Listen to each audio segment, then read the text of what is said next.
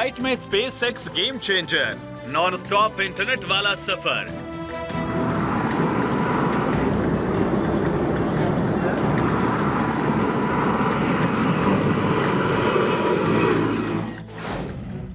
इसरो और मस्क एक साथ अंतरिक्ष की दुनिया में कमाल।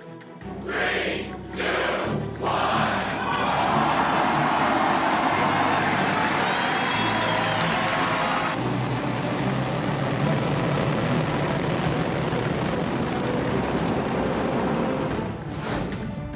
आसमान में भी इंटरनेट ऑन, देश की रॉकेट नौमी।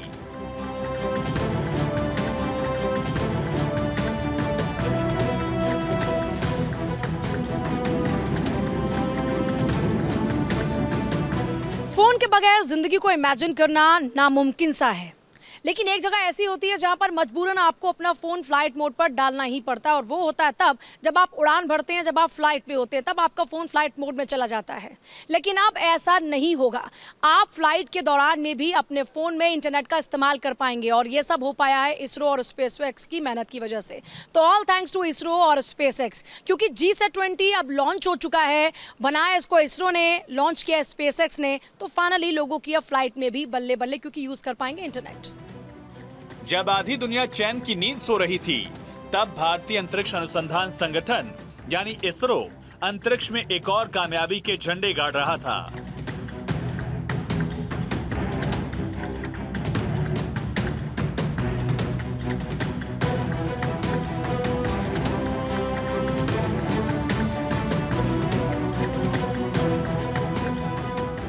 जब भारतीय वैज्ञानिकों ने अंतरिक्ष में एक और इतिहास रच दिया। ये वीडियो देखिए, जिसने एक बार फिर हिंदुस्तान और हर देशवासी को गर्व करने का मौका दिया। न्यू इंडिया की ये वो तस्वीर है जो वर्तमान में भविष्य को दिखाती है। देखिए, भारतीय अंतरिक्ष वैज्ञानिकों से हाथ मिलाकर एलन मस्क का रॉकेट इसरो की GSAT-20 सैटेलाइट को पीठ पर बांधकर अंतरिक्ष में उड़ चला और वो कारनामा कर दिखाया जो अब तक नामुमकिन था, जो उम्मीदों से परे था, जो अद्भुत, अविश्वसनीय और अकल्पनीय है।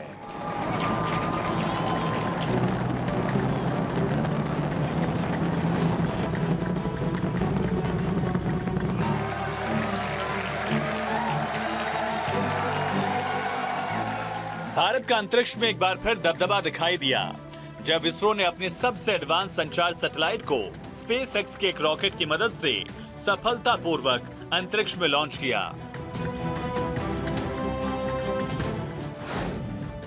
एलन मस्क की स्पेसएक्स कंपनी ने 18 नवंबर की आधी रात फॉल्कन 9 रॉकेट से भारत की GSAT-N2 कम्युनिकेशन सैटेलाइट को लॉन्च किया। 4700 किलोग्राम वजनी सैटेलाइट 14 साल के मिशन के लिए बनाया गया है। इसे जियो स्टेशनरी ट्रांसफर ऑर्बिट से स्थापित किया गया। ये satellite high speed broadband internet connectivity और डिजिटल वीडियो ऑडियो ट्रांसमिशन उपलब्ध कराएगा। GSAT-N2 को इस तरह से डिजाइन किया गया है जिससे हवाई जहाज में उड़ान के दौरान मोबाइल इंटरनेट की सुविधा मिल सकेगी। इसरो के मुताबिक GSAT-20 सैटेलाइट का नाम GSAT-N2 होगा और ये रिमोट एरिया में ब्रॉडबैंड इंटरनेट सुविधा देगा।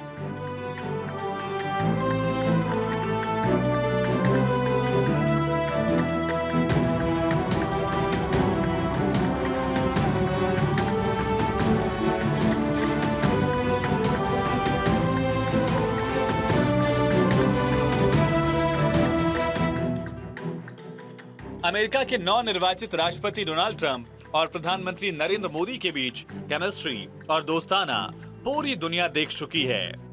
एलन मस्क भी दोनों के दोस्त हैं और उन्होंने भी कहा वो पीएम मोदी के प्रशंसक हैं और सैटेलाइट लॉन्च का ये समय सही है। सवाल है, आखिर इसरो को स्पेसएक्स के रॉकेट की जरूरत क्यों पड़ी? तो इसके पीछे भी एक इनसाइड स्टोरी है। अभी तक इन फ्लाइट एक्सेस नहीं मिलता था। जो इंटरनेशनल फ्लाइट्स आया करती थी भारत में, लैंडिंग के वक्त उनको भी इंटरनेट की परमिशन नहीं मिलती थी। लेकिन अब नियमों में बदलाव किया गया और उसके जरिए अब इंटरनेट कनेक्शन का इस्तेमाल भारत में भी हो पाएगा, क्योंकि इसकी परमिशन अब मिल चुकी है। इंडिया में बदल जाएगी एयर ट्रैवल की तस्वीर। तो क्या फ्लाइट मोड का जमाना चला गया है? प्लेन में अब धड़ल्ले से इंटरनेट चला सकेंगे यात्री।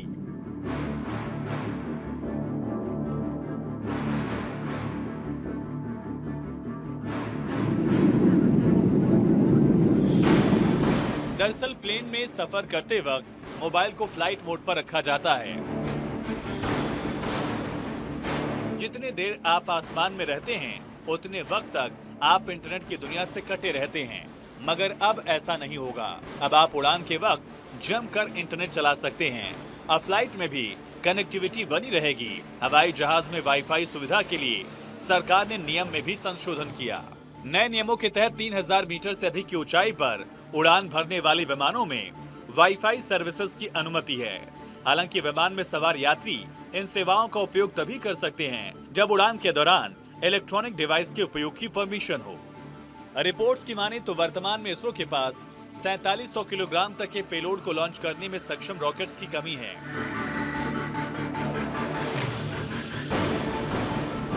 भारत के लॉन्चिंग स्पेस LVM-3 की क्षमता 4000 किलोग्राम तक है।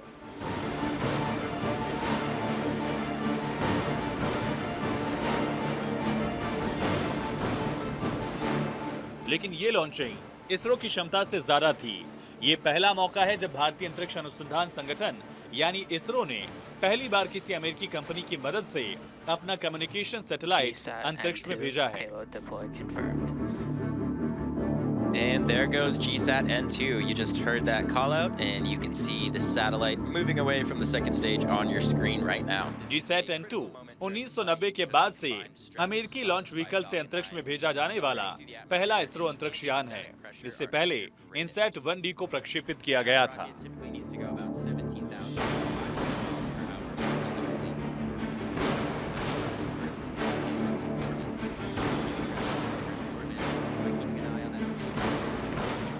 GSAT 20 या GSAT N2 सैटेलाइट को खास तौर पर दूर दराज के इलाकों में कम्युनिकेशन सिस्टम को बेहतर बनाने के लिए डिजाइन किया गया है, जो 48 Gbps की स्पीड से इंटरनेट सुविधा देगा। ये सैटेलाइट अंडमान निकोबार आइलैंड, जम्मू कश्मीर और लक्षद्वीप समेत दूर दराज के भारतीय शहरों और राज्यों में कम्युनिकेशन सर्विसेज देगा। दरअसल भारत के रॉकेट्स में 4 टन से ज्यादा भारी सैटेलाइट को लॉन्च करने की क्षमता नहीं है, इसलिए मस्क की स्पेस एजेंसी के साथ मिलकर काम करने का फैसला लिया गया। भारत आज दुनिया में एक महाशक्ति बनकर उभर रहा है, जो पहले हैवी सैटेलाइट की लॉन्चिंग के लिए फ्रांस पर निर्भर था। लेकिन ऐसा पहली बार हुआ जब इसरो ने अपने किसी मिशन को लॉन्च करने के लिए स्पेसएक्स के फॉल्कन 9 हैवी लिफ्ट लॉन्चर का इस्तेमाल किया।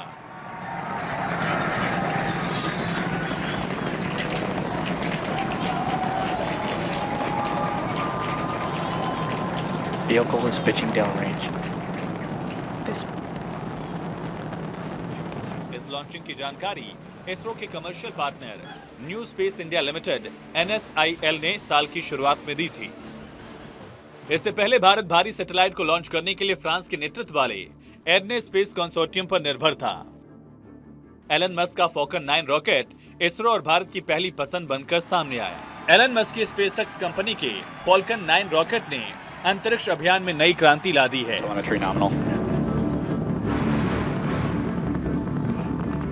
ये रॉकेट न केवल अपनी तकनीकी क्षमताओं के लिए जाना जाता है, बल्कि इसकी किफायती लागत और रीयूजेबिलिटी ने इसे वैश्विक स्तर पर अंतरिक्ष अभियानों के लिए पसंदीदा विकल्प बना दिया है। इसके साथ ही भारत ने भी इसे अपनी पहली पसंद बनाया। भारत की स्पेस क्रांति का लोहा पूरी दुनिया मानती है। कौन भूल सकता है 23 अगस्त 2023 की वो तारीख जब भारत ने चांद पर अपना तिरंगा लहराया था। यही वजह है कि सुपर पावर अमेरिका भी अब भारत की ताकत को समझता है। 5, 4, 3, 2, 1, 0। इसरो ने मून मिशन को अंजाम दिया और चंद्रयान 3 की साउथ पोल पर सफल लैंडिंग कराने वाला भारत पहला देश बना। चंद्रयान 3 मिशन के विक्रम लैंडर ने चंद्रमा की सतह पर सॉफ्ट लैंडिंग की थी। ये वो पल था जब सभी की नजरें अंतरिक्ष में कामयाबी की नई इबारत लिख रहे विक्रम और प्रज्ञान पर थी, जिन्हें चंद्रयान 3 मिशन के तहत चांद पर पहुंचाया गया था। 22 अगस्त की शाम से ही अगले दिन का इंतजार था। काउंटडाउन शुरू हुआ। 5, 4, 3, 2, 1, 0। फिर 23 की शाम को भारत के वैज्ञानिकों ने दुनिया को अपना रुतबा बता दिया।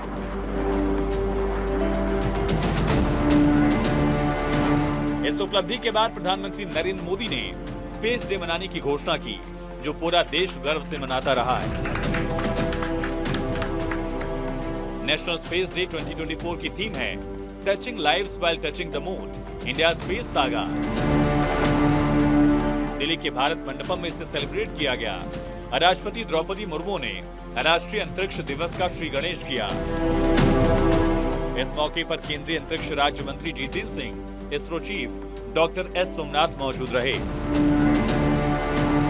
इसके साथ एक वीडियो भी जारी किया गया, जो चंद्रयान 3 की कामयाबी की कहानी को बयां करता है। प्रधानमंत्री नरेंद्र मोदी ने इस शानदार अवसर पर चंद्रयान 3 मिशन का वीडियो एक्स पर शेयर किया था और पहले राष्ट्रीय अंतरिक्ष दिवस पर सभी को बधाई दी थी। भारत चांद के साउथ पोल पर पहुंचने वाला पहला देश बना था।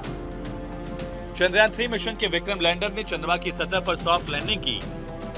चंद्रयान 3 मिशन इसरो और भारत का तीसरा चंद्र मिशन था। जिस स्थान पर चंद्रयान 3 लैंड कराया गया था, उसे शिव शक्ति पॉइंट नाम दिया गया। भारत दुनिया का चौथा देश बन गया जिसने चंद्रमा पर सॉफ्ट लैंडिंग की। हालांकि चांद पर तिरंगा लहराना इतना आसान नहीं था। ये सालों की मेहनत का नतीजा है, हमारे अंतरिक्ष वैज्ञानिकों की तपस्या का फल है। पिछले कुछ सालों में भारत अंतरिक्ष के क्षेत्र में तेजी से आगे बढ़ रहा है, नए नए कीर्तिमान गढ़ रहा है। चंद्रयान 3 की कामयाबी के बाद इस खुशी में 4 चांद लगाने के लिए हमारे वैज्ञानिक बड़े प्लान पर काम कर रहे हैं। इसरो चंद्रयान 3 के बाद चंद्रयान 4 मिशन को सफल बनाने में जुटा है।